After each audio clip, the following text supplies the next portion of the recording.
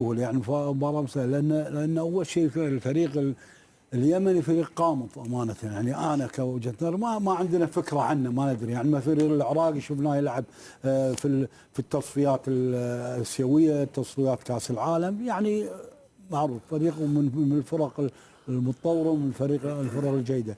لكن الفريق اليمني فريق قامض، لكن أتوقع انه ما راح تكون الفوز، انا اتوقع للعراق، لكن ما اعتقد بسهوله ولا راح تكون مباراه سهله على الفريق على الفريق العراقي. فاعتقد الفريق اليمني راح يعمل شيء في المباراه، يحاول يجاري الفريق العراقي. احمد الرواس. خالد، امكانيات فوارق كبيره بين الفريقين. فريق عراقي فريق ثقيل وصاحب مهارات وامكانيات، وعنده لاعبين كثير محترفين، وعنده البدلاء اللي قادرين يعوضوا. لكنه مش شوف مثل هذا من نوع من المباريات لازم المنتخب العراقي